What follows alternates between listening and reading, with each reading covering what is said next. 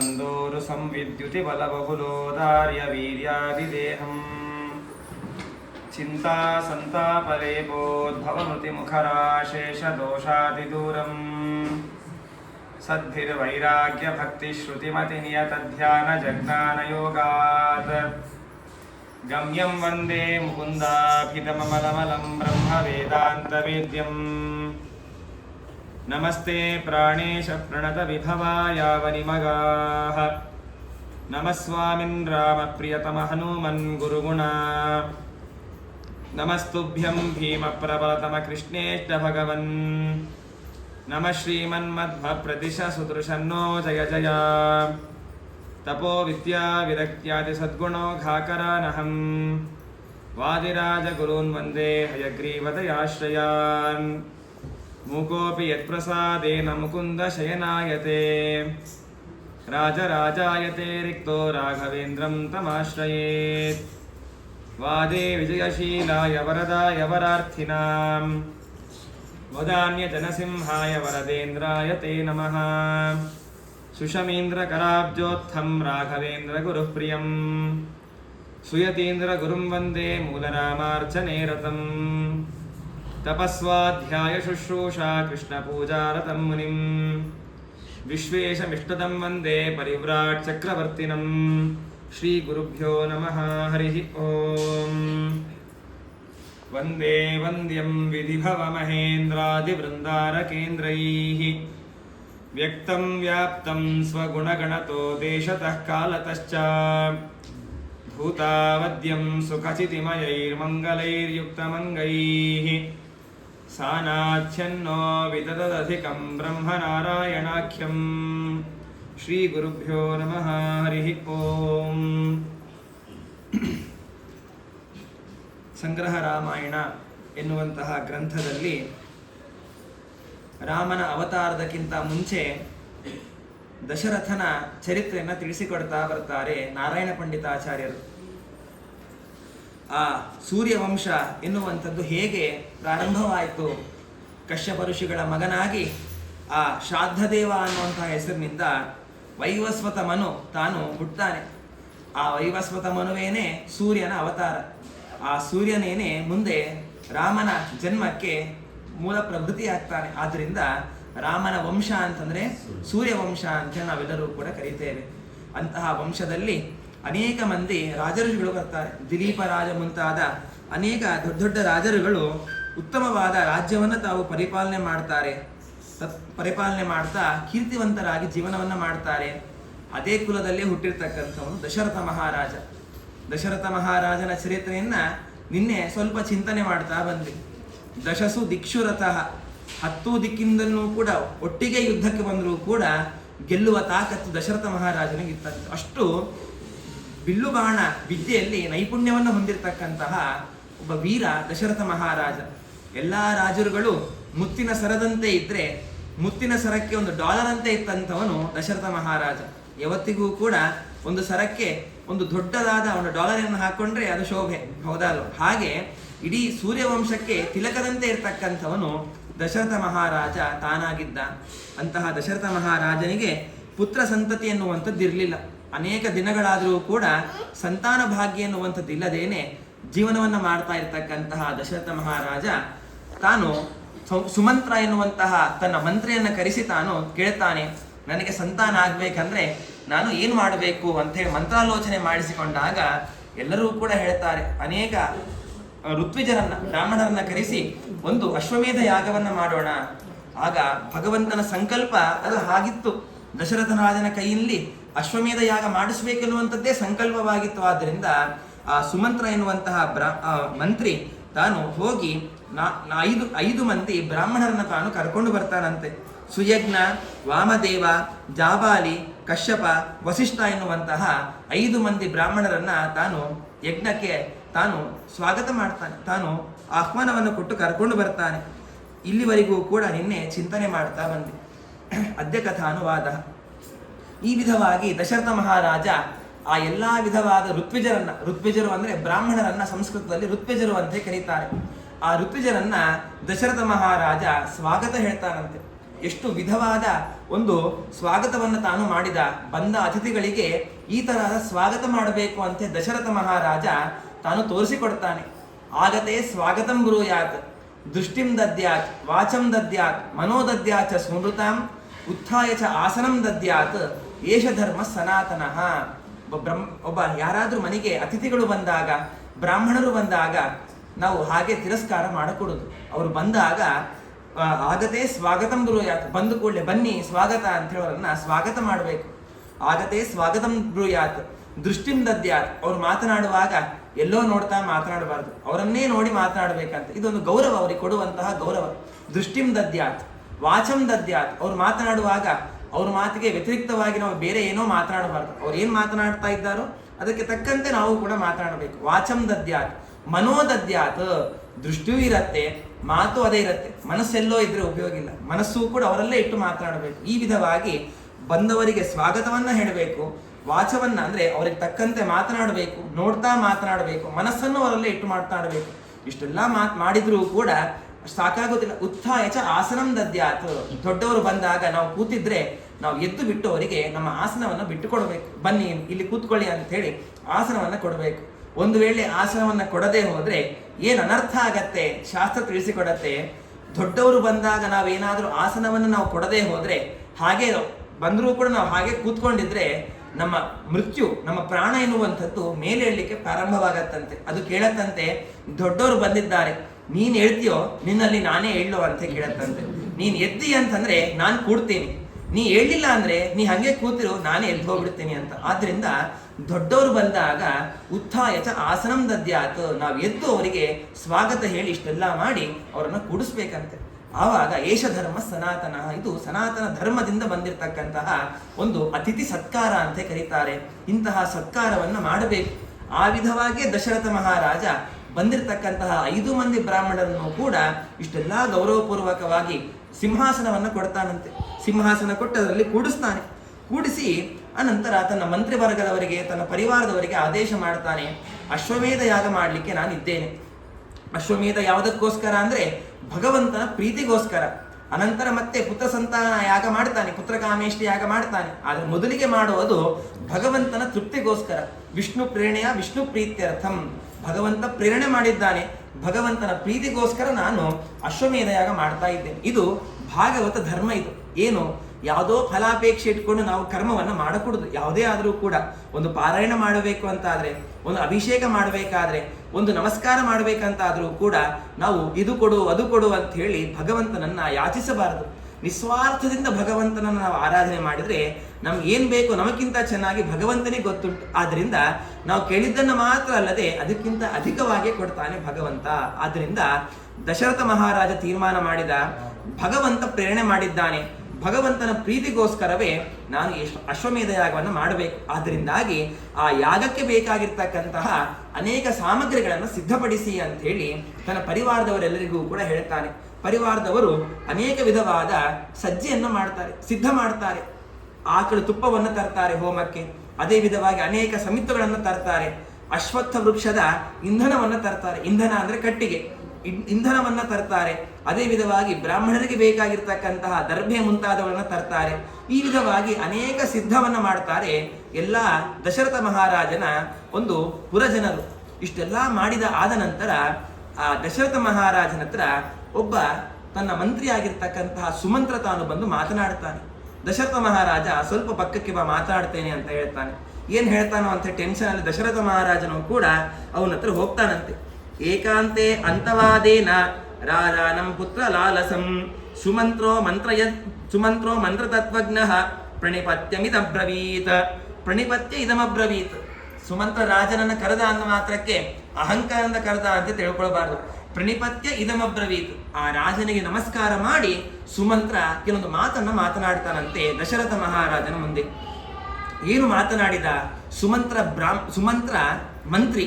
ಆ ಮಂತ್ರಿ ಭಾರಿ ದೊಡ್ಡ ಜ್ಞಾನಿ ಆಗಿದ್ದ. ಸುಮಂತ್ರೋ ಮಂತ್ರ ತತ್ವಜ್ಞ, ಎಲ್ಲ ಮಂತ್ರಗಳ ಅರಿವು ಸುಮಂತ್ರನಿಗೆ ಇತ್ತಂತೆ. ಅಷ್ಟು ದೊಡ್ಡ ಜ್ಞಾನಿಯಾದವನನ್ನ ದಶರಥ ಮಹಾರಾಜ ಮಂತ್ರಿಯಾಗಿ ಇಟ್ಕೊಂಡಿದ್ದ. ಇದು ಆಗಿನ ರಾಜರುಗಳು ಬುದ್ಧಿಯನ್ನು ಓಡಿಸ್ತಾ ಇದ್ರು. ತಮಗೆ ಸ್ವಲ್ಪ ಬುದ್ಧಿಯಲ್ಲಿ ಕಮ್ಮಿ ಇದ್ರೂ ಕೂಡ ಮಂತ್ರಿಗಳು ಚೆನ್ನಾಗಿದ್ರೆ ಸಾಕಂತೆ, ರಾಜ ಚೆನ್ನಾಗಿರ್ತಾ ಇದ್ದ.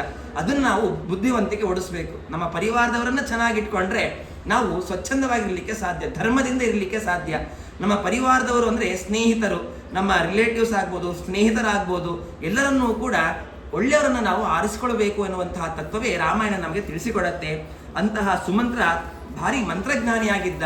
ಆ ಸುಮಂತ್ರ ತಾನು ರಾಜನಿಗೆ ನಮಸ್ಕಾರ ಮಾಡಿ ಹೇಳ್ತಾನಂತೆ, ಅವಧಾರಯ ರಾಜೇಂದ್ರ ಕಥ್ಯಮಾನಂ ಕಥಾಮಯ ಸನತ್ ಕುಮಾರೋ ಭಗವಾನ್ ಯಾಮಾಹ ಮುನಿ ಸಂಸದಿ. ಸನತ್ ಕುಮಾರರು ಹಿಂದೆ ಒಂದು ಯಜ್ಞವನ್ನ ಉಪದೇಶ ಮಾಡಿದ್ರು.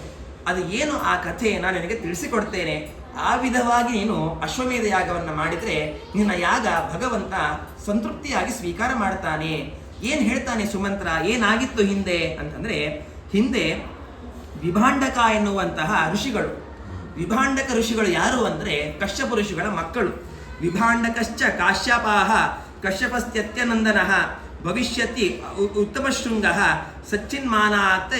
ಸಚ್ಚಿನ್ಮಾನಾಶ್ಚರೇರಿಣಃ. ಆ ವಿಭಾಂಡಕ ಎನ್ನುವಂತಹ ಋಷಿಗಳು ಕಶ್ಯಪರ ಮಕ್ಕಳು. ಆ ಕಶ್ಯಪರ ಮಕ್ಕಳಾಗಿರ್ತಕ್ಕಂತಹ ವಿಭಾಂಡಕ ಋಷಿಗಳಿಗೆ ಒಬ್ಬ ಮಗ ಹುಟ್ಟುತ್ತಾನೆ.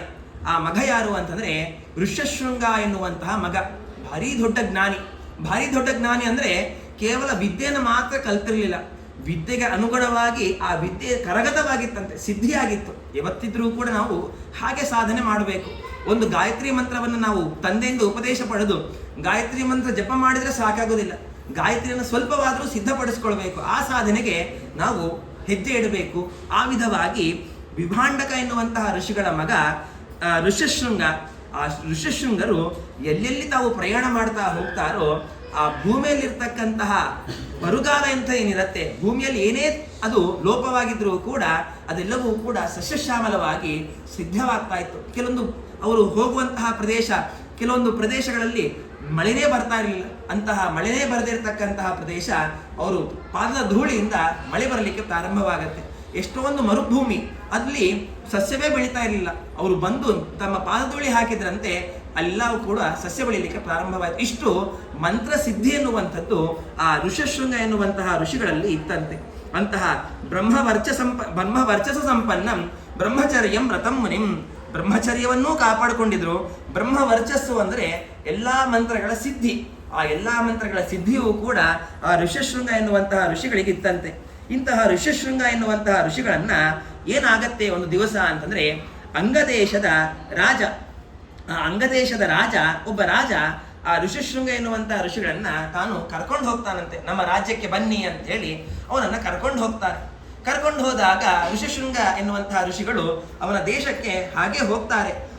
ಶೃಂಗಮಾನೇಶ್ವಿನ್ ಅತ್ಯಂಗಾನ ಮುನಿವೇಶಿತಃ ಸಂವಚಂತ್ಯ ಯಥೋತ್ತತ್ರ ತದಾ ವೃಷ್ಟಿ ಭವಿಷ್ಯತಿ. ಜಿಂಕೆ ಕೋಡಿನಂತೆ ತಮ್ಮ ತಲೆ ಇತ್ತಂತೆ, ಅದಕ್ಕೋಸ್ಕರ ಋಷ್ಯಶೃಂಗ ಅಂತ ಹೇಳಿ ಅವರನ್ನ ಕರೀತಾ ಇದ್ರು. ಅಂತಹ ಋಷ್ಯಶೃಂಗ ಎನ್ನುವಂತಹ ಋಷಿಗಳನ್ನ ಕರ್ಕೊಂಡು ಹೋಗುವಾಗ ಎಲ್ಲಾ ವಿಧವಾಗಿರ್ತಕ್ಕಂತಹ ಪ್ರಜೆಗಳಿಗೂ ಕೂಡ ಆನಂದವಾಗ್ತಾ ಇತ್ತಂತೆ. ಈ ಋಷಿಗಳು ಬಂದ್ರ ಆ ಬ್ರಹ್ಮ ವರ್ಚಸ್ಸು ತಮ್ಮಲ್ಲಿರ್ತಕ್ಕಂತಹ ತಪಸ್ಸಿನ ಪುಂಜಸ್ಸನ್ನ ನೋಡಿ ಎಲ್ಲರಿಗೂ ಕೂಡ ಆನಂದವಾಗ್ತಾ ಇತ್ತು. ನಮ್ಮ ದೇಶ ಸ್ವಚ್ಛಂದವಾಗ್ಲಿಕ್ಕಿದೆ, ನಾವೆಲ್ಲರೂ ಕೂಡ ಮುಂದೆ ಆನಂದವಾಗಿರ್ತೇವೆ ಎನ್ನುವಂತಹ ಆನಂದವನ್ನ ಎಲ್ಲ ಸ್ತ್ರೀಯರು ಪುರಜನರೆಲ್ಲರೂ ಕೂಡ ಪಡ್ತಾ ಇರುವಾಗ ಆ ಯಾವ ದೇಶಕ್ಕೆ ಕರ್ಕೊಂಡು ಹೋದ್ನಲ್ವಾ, ಆ ದೇಶದಲ್ಲಿ ಆ ರಾಜ ಆ ದೇಶದಲ್ಲಿ ಸ್ವಲ್ಪವೂ ಕೂಡ ಮಳೆನೇ ಬರ್ತಾ ಇರಲಿಲ್ಲಂತೆ.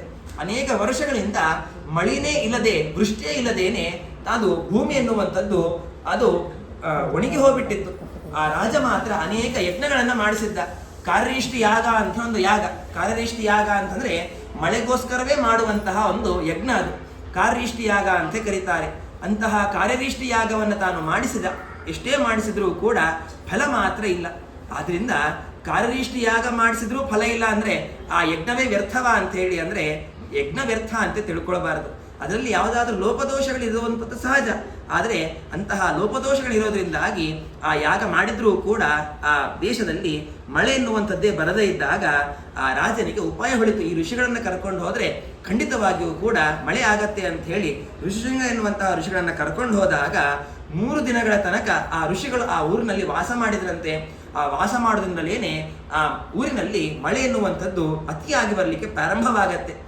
ಇಷ್ಟು ಅಮೂಲ್ಯವಾಗಿರ್ತಕ್ಕಂತಹ ಸಂಪತ್ತನ್ನ ನಮ್ಮ ರಾಜ್ಯಕ್ಕೆ ನೀವು ಕಲ್ಪಿಸಿಕೊಟ್ಟಿದ್ದೀರಿ ಅಂತ ತಿಳ್ಕೊಂಡು ಆ ರಾಜ ಏನ್ ಮಾಡ್ತಾನೆ, ತನ್ನ ಮಗಳಾಗಿರ್ತಕ್ಕಂತಹ ಶಾಂತ ಎನ್ನುವಂತಹ ಮಗಳನ್ನ ಕೊಟ್ಟು ವಿವಾಹವನ್ನ ಮಾಡ್ತಾನೆ. ಆದ್ರಿಂದ ಇಷ್ಟೆಲ್ಲಾ ಕಥೆಯನ್ನ ಸುಮಂತ್ರ ಮಂತ್ರಿ ದಶರಥ ಮಹಾರಾಜನಿಗೆ ತಿಳಿಸಿಕೊಡ್ತಾನೆ. ಆದ್ರಿಂದ ದಶರಥ ಮಹಾರಾಜ, ನೀನು ಹೇಳಿದ ಪ್ರಕಾರ ನಾನು ಪುರೋಹಿತರನ್ನ ಕರ್ಕೊಂಡು ಬಂದಿದ್ದೇನೆ. ಆದರೆ ಇನ್ನೊಂದು ಉಪಾಯ ಏನು ಅಂದ್ರೆ, ಈ ಕಥೆಯನ್ನು ಹೇಳಿದ್ದು ನನಗೆ ಬೇರೆ ಯಾರೂ ಅಲ್ಲ, ದೇವಲೋಕದಲ್ಲಿ ಈ ಕಥೆ ಎನ್ನುವಂಥದ್ದು ಹೊರಹೊಮ್ಮುತ್ತಾ ಇತ್ತು. ಈ ಕಥೆಯನ್ನು ಹೇಳಿರ್ತಕ್ಕಂಥವ್ರು ಯಾರು ಅಂದ್ರೆ ಸನತ್ ಕುಮಾರರು, ಬ್ರಹ್ಮದೇವರ ಮಕ್ಕಳಾಗಿರ್ತಕ್ಕಂತಹ ಸನತ್ ಕುಮಾರರು ದೇವಲೋಕದಲ್ಲಿ ಋಷಿಗಳ ಶಕ್ತಿ ಎಂಥದ್ದು, ಋಷಿಗಳಿರ್ತಕ್ಕಂತಹ ತಪೋಬಲ ಎಂಥದ್ದು ಅನ್ನೋದನ್ನ ಆ ದೇವಲೋಕದ ಸಭೆಗಳಲ್ಲಿ ಅವರು ಹೇಳ್ತಾ ಇದ್ರು. ಆದ್ದರಿಂದ ಅಂತಹ ಋಷ್ಯಶೃಂಗ ಎನ್ನುವಂತಹ ಋಷಿಗಳನ್ನ ನೀನು ಯಜ್ಞಕ್ಕೆ ಕರೆದಿ ಅಂತಂದ್ರೆ ಆ ಋಷಿಗಳ ಬಂದು ಯಜ್ಞ ಮಾಡೋದ್ರಿಂದ ನಿನ್ನ ಯಜ್ಞ ಸಫಲವಾಗತ್ತೆ ಅಂತ ಕೇಳ್ಕೊಂಡಾಗ ಆ ದಶರಥ ಮಹಾರಾಜ ತಾನು ಅತ್ಯಂತ ಹರ್ಷದಿಂದ ಸಂತೋಷದಿಂದ ತನ್ನ ಮಂತ್ರಿಗೆ ತಿಳಿಸಿಕೊಡ್ತಾನೆ, ಆ ಋಷಿಗಳನ್ನ ಕರ್ಕೊಂಡು ಬನ್ನಿ ಅಂತ. ಇದನ್ ಸನತ್ ಕುಮಾರೋಕ್ತಂ ದೇವಗುಹ್ಯಂ ಶ್ರುತಮ್ಮಯ ತಸ್ಮಾತ್ವಂ ಲೋಕಮಾಸಾದ್ಯ ಗೋಹಾದೀನಂ ಚ ತನ್ಮುನಿಂ. ಅದನ್ನು ಸುಮಂತ್ರ ಹೇಳ್ತಾನೆ, ಇದಂ ಸನತ್ ಕುಮಾರೋಕ್ತಂ, ನಾನೇನೋ ಹೇಳ್ತಾ ಇದ್ದೇನೆ ಕರೆಸು ಅಂತ ಹೇಳ್ತಾ ಇಲ್ಲ. ಇದಂ ಸನತ್ ಕುಮಾರೋಕ್ತಂ, ಸನತ್ ಕುಮಾರರು ಈ ಕಥೆಯನ್ನ ದೇವಲೋಕದಲ್ಲಿ ಹೇಳಿದ್ದಾರೆ. ಆದ್ರಿಂದ ದೇವಗೃಹ್ಯಂ ಶ್ರುತಮ್ಮಯ, ದೇವಲೋಕದಲ್ಲಿ ಆಡುವಂತಹ ಮಾತುಗಳನ್ನ ನಾನು ಕೇಳಿದ್ದೇನೆ. ಆದ್ರಿಂದಾಗಿ ತಸ್ಮಾತ್ವಂ ಲೋಕಮಾಸಾಧ್ಯ, ಈ ಲೋಕದಲ್ಲಿ ಇರ್ತಕ್ಕಂತಹ ಆ ಋಷಿಗಳನ್ನ ಕರ್ಕೊಂಡು ಬಂದು ಅವರಿಂದನೇ ಯಜ್ಞವನ್ನ ಮಾಡಿಸುವಂತೆ ಕೇಳ್ಕೊಂಡಾಗ ಆಕರ್ಣ್ಯ ವರ್ಣಿತಂ ತೇನ ವಸಿಷ್ಠಸ್ಯಾಭ್ಯನುಜ್ಞಯ ಕೋಸಲೇಂದ್ರ ಸ್ವಯಂ ಗತ್ವಾ ತಂ ಮುನೀಂದ್ರಂ ಉಪಾನಯತ್.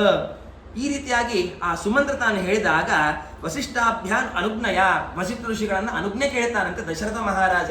ಯಾಕೆಂದ್ರೆ ಕುಲಪುರೋಹಿತರು ಅವರನ್ನ ಬಿಟ್ಟು ನಾನು ಬೇರೆಯವ್ರನ್ನ ಕರೆಸ್ತೇನೆ ಅಂತಂದ್ರೆ ಸಿಟ್ಟಾದ್ರೂ ಅದು ಋಷಿಗಳು ಗೊತ್ತಿಲ್ಲ. ಆದ್ರಿಂದಾಗಿ ವಸಿಷ್ಠರನ್ನ ಅನುಜ್ಞೆ ಕೇಳ್ತಾನೆ, ಇಂತಹ ಋಷಿಗಳನ್ನ ನಾನು ಕರ್ಕೊಂಡು ಬರಬೇಕು ಅಂತ ಹೇಳಿ ಮನಸ್ಸನ್ನ ಮಾಡಿದ್ದೇನೆ, ಆದ್ರಿಂದ ಅನುಜ್ಞೆ ಕೊಡಿ ಅಂತ ಕೇಳ್ಕೊಂಡಾಗ ಆಗಿನ ಋಷಿಗಳು ಹಾಗೆಲ್ಲ ಮಾಡ್ತಾ ಇರಲಿಲ್ಲ. ಆದ್ರಿಂದ ವಸಿಷ್ಠ ಋಷಿಗಳು ಆಯ್ತು ಅಂತ ಹೇಳಿದಾಗ ಕೌಸಲೇಂದ್ರ ಸ್ವಯಂ ಗತ್ವ, ಯಾರನ್ನೋ ಕೊಟ್ಟು ಕರ್ಕೊಂಡು ಬಾ ಅಂತ ಹೇಳಬಹುದಿತ್ತು. ಆದ್ರೆ ದಶರಥ ಮಹಾರಾಜ ಅವರಿಗಿರ್ತಕ್ಕಂತಹ ಶಕ್ತಿ ಸಾಮರ್ಥ್ಯವನ್ನು ತಾನು ತಿಳ್ಕೊಂಡು ಬಿಟ್ಟು ಸ್ವಯಂ ಗತ್ವ, ತಾನೇ ಹೋಗ್ತಾನಂತೆ ರಥಾರೂಢನಾಗಿ. ಮುನೀಂದ್ರಂ ಉಪಮಾನಯತ, ಅಂತಹ ಋಷಿಗಳನ್ನ ಹತ್ರ ಹೋಗಿ ಅವರಿಗೆ ನಮಸ್ಕಾರ ಮಾಡಿ ಇಂತಹ ಯಜ್ಞವನ್ನ ಮಾಡ್ತಾ ಇದ್ದೇನೆ, ನನ್ನ ಯಜ್ಞ ಮಂಟಪಕ್ಕೆ ನೀವು ಆಗಮಿಸಬೇಕು ಅಂತ ಹೇಳಿ ತಾನು ಕೇಳ್ಕೊಂಡಾಗ ಋಷಿಗಳು ಇಲ್ಲ ಅಂತ ಹೇಳಲಿಕ್ಕಿಲ್ಲ. ಆದ್ರಿಂದ ತಾವು ಬರ್ತಾರಂತೆ. ಶೋಣೀಂ ಪ್ರದಕ್ಷಿಣೀಂ ಕೃತ್ವ ಮಾಸಿತೇನ ತುರಂಗಮೇ ಸ್ವರೈವ್ಯ ಉತ್ತರೇ ತೀರೆ ಸರಾಜ ಸಮದೀಕ್ಷತ. ಇಂತಹ ಯಾರು ದಶರಥ ಮಹಾರಾಜ ಋಷ್ಯಶೃಂಗ ಎನ್ನುವಂತಹ ಋಷಿಗಳನ್ನ ತಾವು ಕರ್ಕೊಂಡು ಬಂದಾದ ನಂತರ ಶೋಣೀಂ ಪ್ರದಕ್ಷಿಣೀಂ ಕೃತ್ಯ, ಒಂದು ಅಶ್ವಮೇಧ ಯಾಗ ಮಾಡಲಿಕ್ಕೆ ಒಂದು ಅಶ್ವ ಬೇಕು, ಕುದುರೆ ಬೇಕು. ಯಾವ ಕುದುರೆ ಬೇಕು? ಆ ಕುದುರೆ ತಂದ್ರೆ ಇಡೀ ಭೂಮಂಡಲವನ್ನು ಪ್ರದಕ್ಷಿಣೆ ಮಾಡಲಿಕ್ಕೆ ಅದರಿಂದ ಸಾಧ್ಯವಾಗೋದಿಲ್ಲ. ಆದ್ದರಿಂದಾಗಿ ಒಳ್ಳೆಯ ಕುದುರೆಯನ್ನು ತಾನು ಆರಿಸಿಕೊಳ್ತಾನಂತೆ. ಆರಿಸಿಕೊಂಡು ಬಿಟ್ಟು ಸಮಾನೀತೆ ತುರಂಗಮೇ, ಆ ರಥದ ಕುದುರೆ ಮೇಲೆ ಕೂತ್ಕೊಂಡು ಬಿಟ್ಟು ಆ ದಶರಥ ಮಹಾರಾಜ ಆ ಯಾಗ ಪ್ರಾರಂಭ ಆಗೋಕ್ಕಿಂತ ಮುಂಚೆ ಇಡೀ ಈ ಭೂಮಂಡಲವನ್ನು ತಾನು ಪ್ರದಕ್ಷಿಣೆ ಮಾಡಬೇಕಂತೆ.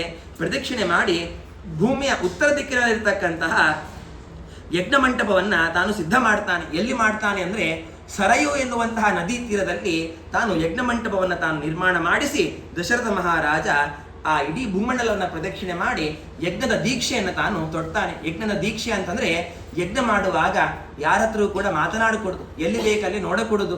ಈ ವಿಧವಾಗಿ ಕೆಲವೊಂದು ನಿಯಮಗಳಿವೆ. ಆ ಎಲ್ಲಾ ನಿಯಮಗಳನ್ನು ಕೂಡ ತಾನು ಅಳವಡಿಸಿಕೊಂಡ ದಶರಥ ಮಹಾರಾಜ ಅಳವಡಿಸಿಕೊಂಡಾದ ನಂತರ ಯಜ್ಞಕ್ಕೆ ಅನೇಕ ಮಂದಿ ರಾಜರುಗಳನ್ನು ಕೂಡ ತಾನು ಆಹ್ವಾನ ಮಾಡಿದ್ದ. ಅನೇಕ ಮಂದಿ ರಾಜರುಗಳು ಅಲ್ಲಿಗೆ ಬರ್ತಾ ಇರ್ತಂತೆ. ಹೇಗೆ ಬರ್ತಾ ಇದ್ರು, ಏನೆಲ್ಲ ಮಾಡಿದ್ರು ಅವರೆಲ್ಲರೂ ಕೂಡ ಅಂತಂದ್ರೆ ಆಹೂತ ರಾಜರಾಜೇನ ರಾಜ ವಿಭೂತಿನ ಉಪಾನೀಯಾಚ ಭೂಷಾ ವೈಶ್ಯ ಪದಾದಯ. ಎಲ್ಲಾ ರಾಜರುಗಳು ಕೂಡ ಯಜ್ಞ ಮಂಟಪಕ್ಕೆ ಬರ್ತಾ ಇದ್ರಂತೆ.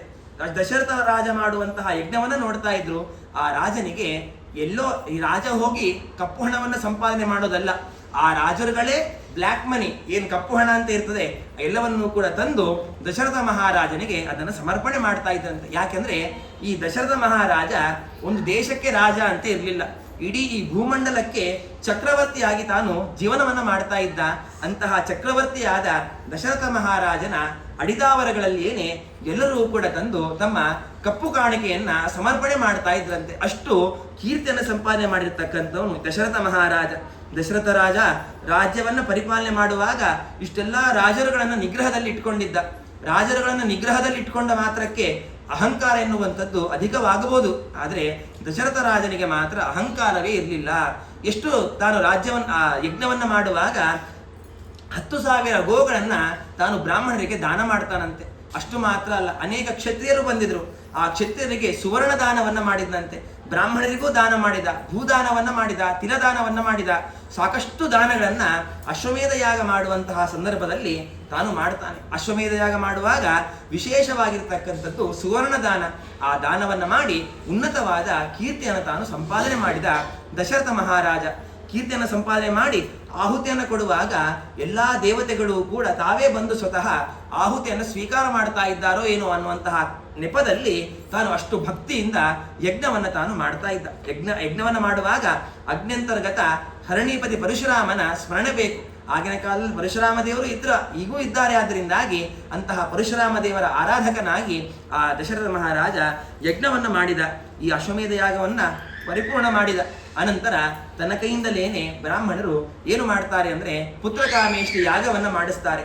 ಪುತ್ರಕಾಮೇಷ್ಟಿ ಯಾಗ ಮಾಡಿಸಿದ ನಂತರ ಆ ಪುತ್ರಕಾಮೇಷ್ಟಿ ಯಾಗವನ್ನ ಮಾಡುವಾಗ ಬ್ರಾಹ್ಮಣರೇ ಯಜ್ಞವನ್ನ ಮಾಡ್ತಾರೆ. ಎಲ್ಲಾ ಕಡೆಯಲ್ಲೂ ಕೂಡ ನಾವು ಗಮನಿಸ್ತೇವೆ. ಏನು ಅಂದ್ರೆ ಟಿವಿಗಳಲ್ಲಿ ಸಾಕಷ್ಟು ಕಡೆ ನೋಡ್ತೇವೆ. ಮಂತ್ರ ಪಕ್ಕದಲ್ಲಿ ಬ್ರಾಹ್ಮಣರು ಹೇಳ್ತಾ ಇರ್ತಾರೆ, ಆಹುತಿಯನ್ನ ಯಜಮಾನ ತಾನು ಹಾಕ್ತಾ ಇರ್ತಾನೆ. ತನಗೆ ಏನ್ ಹಾಕ್ತಾ ಇದ್ದೇನೆ ಗೊತ್ತಿರೋದಿಲ್ಲ, ಆ ಮಂತ್ರ ಏನು ಅಂತ ಹೇಳಿ ಕೂಡ ಗೊತ್ತಿರೋದಿಲ್ಲ, ಸುಮ್ಮನೆ ಹಾಕ್ತಾ ಇರ್ತಾನೆ ಅಷ್ಟೇ. ಹಾಗೆ ಹಾಕ್ತಾ ಹೋದ್ರೆ ಯಜ್ಞಕ್ಕೆ ಪರಿಪೂರ್ಣವಾದ ಫಲವೇ ಇಲ್ಲ. ಯಾಕೆ ಅಂದ್ರೆ ಯಾರಿಗೆ ಮಂತ್ರ ಗೊತ್ತಿರತ್ತೋ ಆ ಮಂತ್ರ ಗೊತ್ತಿರತಕ್ಕಂತಹ ವ್ಯಕ್ತಿಯೇನೇ ದ್ರವ್ಯವನ್ನ ಕೈಯಲ್ಲಿ ಹಿಡ್ಕೊಂಡು ಆ ಮಂತ್ರವನ್ನು ಉಚ್ಚಾರಣೆ ಮಾಡಿ ಸ್ವಾಹಾಕಾರವನ್ನ ಹೇಳ್ತಾ ಯಜ್ಞದಲ್ಲಿ ಆ ಆಹುತಿಯನ್ನ ಹಾಕಿದ್ರೆ ಅದು ದೇವತೆಗಳನ್ನ ಸ್ವೀಕಾರ ಮಾಡ್ತಾರೆ. ಆದ್ರಿಂದ ದಶರಥ ಮಹಾರಾಜ ಸ್ವಲ್ಪ ಮಂತ್ರಗಳನ್ನ ಬಲ್ಲ, ಆದರೂ ಕೂಡ ಇಷ್ಟೆಲ್ಲ ಪುತ್ರಕಾಮೇಷ್ಟಿ ಯಾಗ ಮಾಡುವಂತಹ ಸಾಮರ್ಥ್ಯ ತನ್ನಲ್ಲಿ ಇಲ್ಲ. ಆದ್ರಿಂದ ವಸಿಷ್ಠಾದ ಋಷಿಗಳನ್ನ ಮುಂದೆ ಮಾಡಿಕೊಂಡು ಬಿಟ್ಟು ಯಜ್ಞವನ್ನ ತಾನು ಮಾಡಿಸಿದಾಗ ಯಜ್ಞಕುಂಡದಿಂದ ಆ ಯಜ್ಞಕುಂಡದಲ್ಲಿ ಆಹುತಿಯನ್ನೇನು ಹಾಕ್ತಾರೆ, ಪರಮಾನ್ನ ಆಹುತಿ. ಆ ಪರಮಾನ್ನ ಆಹುತಿ ಅವಶಿಷ್ಟ ಭಾಗವನ್ನ ದಶರಥ ಮಹಾರಾಜನಿಗೆ ಆ ಋಷಿಗಳು ತಾವು ಕೊಡ್ತಾರೆ. ಈ ಪ್ರಸಾದವನ್ನ ನಿನ್ನ ಹೆಣ್ಣಂದರಿಗೆ, ನಿನ್ನ ಮಡದಿಯರಿಗೆ ಕೊಡು, ಅದನ್ನ ಸ್ವೀಕಾರ ಮಾಡಲಿ, ಖಂಡಿತವಾಗಿಯೂ ಕೂಡ ಸಂತತಿಯಾಗತ್ತೆ ಅಂತ. ಇಷ್ಟೆಲ್ಲ ಮಾಡಿದ್ದು ಕಾರಣ ಏನು? ಇಷ್ಟೆಲ್ಲ ಮಾಡಿದ್ಲಕ್ಕೆ ಕಾರಣ ಭಗವಂತ ಅವತಾರ ಮಾಡ್ಲಿಕ್ಕಿದ್ದಾನೆ. ಭಗವಂತ ಅವತಾರ ಮಾಡ್ಲಿಕ್ಕಿದ್ದಾಗ ಯಾವುದೋ ಒಂದು ಯಜ್ಞವನ್ನ ಮಾಡಿ ನಾವು ಸಂತತಿಯನ್ನ ಪಡೆದ್ರೆ ಭಗವಂತ ಪ್ರಸನ್ನನಾಗೋದಿಲ್ಲ. ಅತಿ ಉನ್ನತವಾಗಿರ್ತಕ್ಕಂತಹ ಯಾಗ ಅಶ್ವಮೇಧ ಯಾಗ.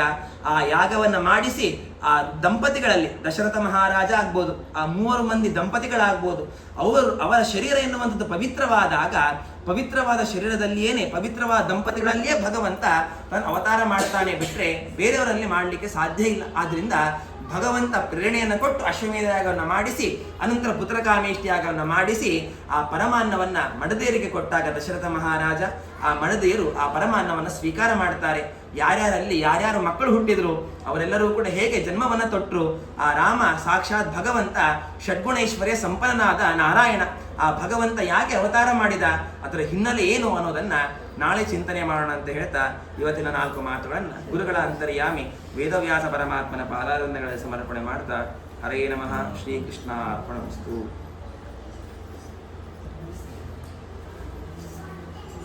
ಜಯತಿ ಪರಾಶರಸು ಸತ್ಯವತಿ ದ್ವಯವಂದನೋ ವ್ಯಾಸಃ ಯಸ್ಯ ಆಸ್ಯ ಕಮಲಗಲಿತಂ ವಾಂಗ್ಮಯಮುಖಂ ಜಗತ್ಸೇವತಿ ಭುಜಗಪೂರ್ಣಾಪಂಚಂ ನೃತ್ಯಂ ನಿಜಭುಜಂ ದಕ್ಷಿಣಂ ಲಕ್ಷಾಢ್ಯಂ ಲಲಿತಂ ಉತ್ತರವಿಜ್ಞಾನಂ ಭಜ ಅನಂತ ನಿಜಾಲಪಂಚಂ ಪ್ರಣತವಾನ್ ಪ್ರಾಣಿನಾಂ ಪ್ರಾಣಭೂತಂ ಪ್ರಣಶತಿ ಪ್ರೀಣಯೇ ಪೂರ್ಣಭೂತಂ ಭವದ ಉಷ್ಣೇನ ಸಾತಪ್ಯಮಾನಾನ್ ಪರಂ ನಾಥಮಪೇಕ್ಷಮಾನಂ ಭುವನಮಾನ್ಯೇನ ಶರಣೇನ ತೌಷ್ಣಾ ಭವತು ಧೀರ್ಮಾ ಇತಿ ನ ಸಾನ್ವಯಂತಂ ಪ್ರಣತವಾನ್ ಪ್ರಾಣಿನಾಂ ಪ್ರಾಣಭೂತಂ ಪ್ರಣಶತಿ ಪ್ರೀಣಯೇ ಪೂರ್ಣಭೂತಂ